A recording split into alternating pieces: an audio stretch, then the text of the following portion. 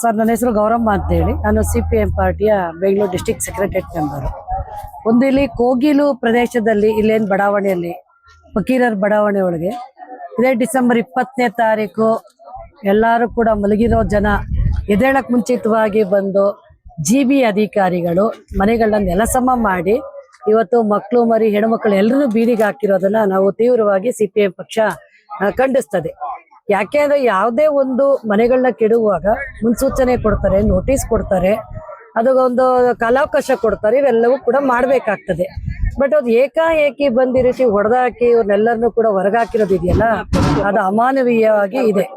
ಮತ್ತೆ 20ನೇ ತಾರೀಕು ಆದ್ಮೇಲೆ ಇವತ್ತು ಯಾರು ಕೂಡ 2-3 ದಿನ ಆದ್ರೂ ಕೂಡ ನಮ್ಮ ರಾಜ್ಯ ಸರ್ಕಾರದವರಾಗ್ಲಿ ವಿರೋಧ ಪಕ್ಷದವರಾಗ್ಲಿ ಯಾವ ಮಾನವೀಯತೆ ಇರೋರು ಕೂಡ ಈ ಕಡೆ ತಿರುಗಿ ನೋಡಿಲ್ಲ. ಇದು ಕೇರಳದಲ್ಲಿ CM ಅವರು, ಕೇರಳದ CM ಪಿನರಾಯಿ ವಿಜಯನ್ ಅವರು ಈ ಮಾಧ್ಯಮಗಳಲ್ಲಿ ನೋಡಿ ಅವರು ಮಾನವೀಯತೆ ಇಲ್ಲದೆ ಇರೋದು ನಡ್ಕೊಂಡಿರೋದು ರಾಜ್ಯ ಸರ್ಕಾರ ಸರಿಯಲ್ಲ ಅನ್ನುವಂತ ದೃಷ್ಟಿಯಲ್ಲಿ ಅವರೊಂದು ಟ್ವೀಟ್ ಮಾಡಿದ ಮೇಲೆ ಇಲ್ಲಿ ನಮ್ಮ ವಸತಿ ಸಚಿವರು ಬರ್ತಾರೆ, ನಮ್ಮ DCM ಬರ್ತಾರೆ, ವಿರೋಧ ಪಕ್ಷದ ನಾಯಕರು ಎಲ್ಲರೂ ಬರ್ತಾರೆ. ಅಲ್ಲಿವರೆಗೂ ಕೂಡ ಈ ಜನ ಇಲ್ಲಿ ಈಗಾಗಿದೆ ಅನ್ನೋದು ಇವ್ರಿಗೆ ಗೊತ್ತಿರ್ಲಿಲ್ವಾ? ಮತ್ತಿಲ್ಲಿ ನಾವು ಕೇಳ್ತಿದೀವಿ, ಒಂದು ವಾರದಿಂದ ನಾವೆಲ್ಲರೂ ಕೂಡ ಇವರೊಟ್ಟಿಗಿದ್ದೀವಿ ಕಂಟಿನ್ಯೂ ಆಗ. ಅವ್ರು ಹೇಳ್ತಿದ್ರು ಹೆಣ್ಮಕ್ಳು, ಇಲ್ಲಿಯ ಮುನೇಂದ್ರ ಕುಮಾರ್ ಅಂತ ಹೇಳಿ ಆತ BJPಯ ಕಾರ್ಪೊರೇಟ್ ಹಿಂದೆ ಆತನ ಕ್ಯಾನ್ವಾಸ್ ಮಾಡಿ ಗೆಲ್ಸಿದ್ದಾರೆ. ಅವತ್ತಿದೆ BJP ಅವರು, ನೀವು ಬಾಂಗ್ಲಾದೇಶದವ್ರು ಇದ್ದೀರಿ, ನಮ್ಗೆ ಯಾಕೆ ವೋಟ್ ಹಾಕ್ತೀರಿ ಅಂತ ಕೇಳ್ಬೋದಿತ್ತು, ಯಾಕೆ ಕೇಳಲಿಲ್ಲ? ಬಾಂಗ್ಲಾದೇಶ ಅನ್ನೋದ್ರ ಹಿಂದಿನ ಗುಟ್ಟೇನ್ ಅಲ್ಲ, ಒಂದು ನೋಡ್ರಿ, BJPಗೆ ಇವತ್ತು ಜನರ ನಡುವೆಯಲ್ಲಿ ಭಾಷೆ ಧರ್ಮದ ಹೆಸರಿನಲ್ಲಿ ವಿಭಜನೆ ಮಾಡೋದು ಅದೊಂದು ಕಲ್ಚರ್ ಅವ್ರದ್ದು.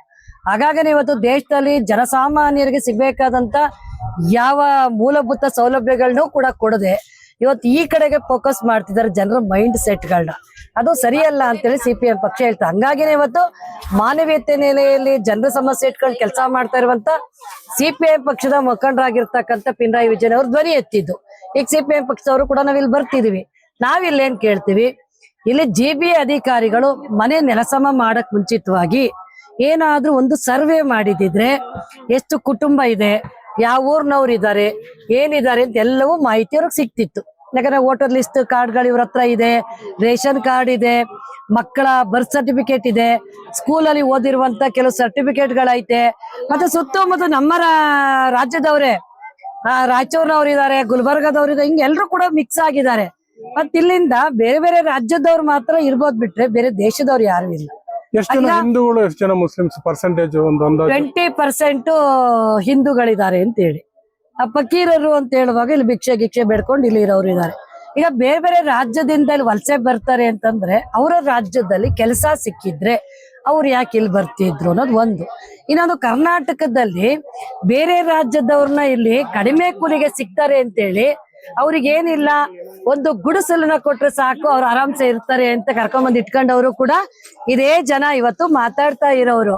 ನಾವ್ ಕೇಳ್ತೀವಿ, ಕೆಲಸಕ್ಕೆ ಬೇಕಾದಾಗ ಅವ್ರನ್ನ ಬಳಸಿ ಇವತ್ತು ಅವ್ರ ವಾಸಕ್ಕೊಂದ್ ಸೂರ್ ಕೊಡು ಅಂತ ಹೇಳಿದ ತಕ್ಷಣ ಅವ್ರನ್ನ ನಮ್ಮೂರವ್ರಲ್ಲ ಬಾಂಗ್ಲಾದೇಶದವ್ರು ಅಂತ ಹೇಳೋದು ಇದೆಯಲ್ಲ.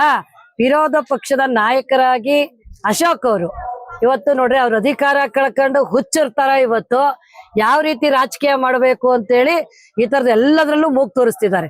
ಅದ್ರಲ್ಲೂ ಕೂಡ ಬಡವರ ಮೇಲೆ, ಬಡವರನ್ನ ಬಡತನವನ್ನ ಬಂಡವಾಳ ಮಾಡ್ಕೊಂಡು ಇವ್ರ ರಾಜಕೀಯ ಮಾಡೋದು ಬೇಡ ಅಂತೇಳಿ CPM ಪಕ್ಷ ಸ್ಪಷ್ಟವಾಗಿ ಹೇಳ್ತದೆ. ನಾವಿಲ್ಲಿ ಕೇಳ್ತೀವಿ, ಇಲ್ಲಿ ಇರೋ ಸರ್ವೆ ಮಾಡದೇ ಇರೋದ್ರಿಂದ GB ಅಧಿಕಾರಿಗಳು ಈಗ ಈ ಸಾಮೂಹಿಕ ಬೇರೆ ಬೇರೆ ಸಂಘಟನೆಯವರು ಸರ್ವೆ ಮಾಡಿದ್ದಾರೆ, 5-6 ವರ್ಷ ಕೆಲಸ ಮಾಡಿದ್ದಾರೆ. ಇಲ್ಲಿ ಕೋವಿಡ್ ಟೈಮಲ್ಲೆಲ್ಲ ಸರ್ವೆ ಮಾಡೋ ಮಾಹಿತಿಗಳಿದಾವೆ. ಅದನ್ನ ಆಧಾರವಾಗಿ ಇಟ್ಕೊಂಡು ಸರ್ಕಾರ ಅವ್ರಿಗೆ ವಸತಿಯನ್ನ ಕಲ್ಪಿಸ್ಕೊಡ್ಬೇಕು. ಅದನ್ನ ಬಿಟ್ಟು ಇವತ್ತು ಅಶೋಕ್ ಅವ್ರು ಏನ್ ಮಾಡ್ತಿದ್ದಾರೆ, ಕೋಗಿಲು ಲೇಔಟಲ್ಲಿರೋ ಜನಕ್ಕೇನಾದ್ರೂ ವಸತಿ ವ್ಯವಸ್ಥೆ ಕೊಟ್ರೆ ನಾವು ಬೇರೆ ಕಡೆ ಹೊಡೆದಾಕಿರುವಂತ ಕನ್ನಡಿಗರನ್ನ ಎತ್ಕಟ್ತೀವಿ ಅಂತೇಳಿ. ಆ ಎತ್ಕಟ್ಟ ಕೆಲಸ ಮಾಡ್ಬೇಡಿ, ಕನ್ನಡಿಗರಿಗೂ ಬೇಕು, ಕೊಡ್ಸಿ, ಅವರಿಗೂ ಕೊಡ್ಸಿ. ಬಟ್ ಇವ್ರು ಮನೆ ಹೊಡೆದಾಕಿರೋದಕ್ಕೆ ಇವ್ರು ಕೇಳ್ತಿದಾರೆ, ಇಲ್ದ ಕೇಳ್ತಿರ್ಲಿಲ್ಲ. ಗುಡಿಸ್ಲಲ್ ಪಾಪ ಮನೆ ಕಟ್ಕೊಂಡು ಸಣ್ಣ ಪುಟ್ಟದಲ್ಲಿ ಇರ್ತಿದ್ರು, ಅವ್ರನ್ನ ಎಬ್ಸಿರೋರು ನೀವು. ಎಬ್ಸದ್ ಮೇಲೆ ಅದಕ್ಕೆ ಅವ್ರಿಗೊಂದು ವ್ಯವಸ್ಥೆ ಮಾಡಿ ಕೊಡ್ಬೇಕಲ್ಲ. ಹಾಗಾಗಿ ಇವತ್ತು ಆ ರೀತಿಯಾದ ಕುತಂತ್ರ ಬೇಡ. ಮತ್ತಲ್ಲಿ ರಾಜೀವ್ ಗಾಂಧಿ ವಸತಿ ನಿಗಮದಲ್ಲಿ ಹೋರಾಟ ಮಾಡ್ತಿರೋ ಜನ ಹೇಳ್ತಾರೆ, 7 ವರ್ಷ ಆಯ್ತು ನಾವು ದುಡ್ಡು ಕೊಟ್ಟು ಅಂತ ಹೇಳಿ. 7 ವರ್ಷ ಆಯ್ತು ದುಡ್ಡು ಕೊಟ್ಟು ನಮ್ಮ ಮನೆ ಕೊಟ್ಟಿಲ್ಲ, ಕೊಡಿ ಅಂತ. 7 ವರ್ಷದಿಂದ ಇದ್ದಿದ್ದ ಸರ್ಕಾರ BJP ಸರ್ಕಾರ. ಇದೇ ಅಶೋಕ್ ಅವ್ರು ಹೋಮ್ ಮಿನಿಸ್ಟರ್ ಆಗಿದ್ರು, ಇಲ್ಲೊಂದು ಗುಡಿಸ್ಲಿದೆ, ಇಲ್ಲೊಂದು ಮನೆ ಇದೆ ಅಂತ ಗೊತ್ತಿರ್ಲಿಲ್ವಾ? ಇಲ್ಲಿ ಪಾಪ ಇವತ್ತು ಹೇಳ್ತಾರೆ ಏನಲ್ಲಿ ಟೆರರಿಸ್ಟ್ ಇದಾರೆ, ಬಾಂಬ್ ಹಾಕ್ತಾರೆ, ಇನ್ನೊಂದು ಹಾಕ್ತಿವಿ, ಪ್ರವೋಕ್ ಮಾಡಿ ಜನರನ್ನ ಇವತ್ತು ಆತಂಕಕ್ಕೆ ದೂಡೋದು, ದ್ವೇಷವನ್ನ ಹೆಚ್ಚುವ ಕೆಲಸ ಇದೆಯಲ್ಲ, ಅದು ಸರಿಯಾದದ್ದಲ್ಲ. ಹಾಗಾಗಿ ನಾವು ಕೇಳ್ತೀವಿ, ಇಲ್ಲಿ ಯಾವುದೇ ರೀತಿಯಲ್ಲಿ ಆಗ್ಲಿ ಇಲ್ಲಿ ಸಾಮಾನ್ಯ ಜನರಿಗೆ ಸರ್ಕಾರ ಹುಡುಕಿ ಬಡವರಿಗೆ ಮನೆ ಕೊಟ್ಟಿದ್ದೆ ಆದ್ರೆ ಈ ರೀತಿ ಸ್ಲಮ್ಗಳು ಉಟ್ಕೊಳ್ಳಲ್ಲ. ಈಗ ಭರವಸೆ ಸಿಕ್ಕಿದೆ ಅಂತ ದಿನಾಂಕಕ್ಕೆ ಏನಾದ್ರು 1ನೇ ಈಗ ತಾರೀಕು ಆ ರೀತಿಯಾದಂತ ಮಾಹಿತಿ ಇಲ್ಲ ಸರ್. ಒಂದು ಸರ್ಕಾರ ಪಿನರಾಯಿ ವಿಜಯನ್ ಮಾತಾಡಿದ ಕೂಡಲೇ ಇಮಿಡಿಯೇಟ್ ಆಗಿ ವಸತಿ ಸಚಿವರು ಬಂದ್ರು, ಡಿ.ಕೆ. ಶಿವಕುಮಾರ್ ಬಂದ್ರು, CM ಅವರು ಕೂಡ ಹೇಳಿದ್ರು ಹೊಸ ವರ್ಷಕ್ಕೆ ಅವ್ರಿಗೊಂದು ಇದ್ ಕೊಡ್ತೀವಿ, ಸೂರ್ ಕೊಡ್ತೀವಿ ಅಂತ ಹೇಳಿದ್ರು.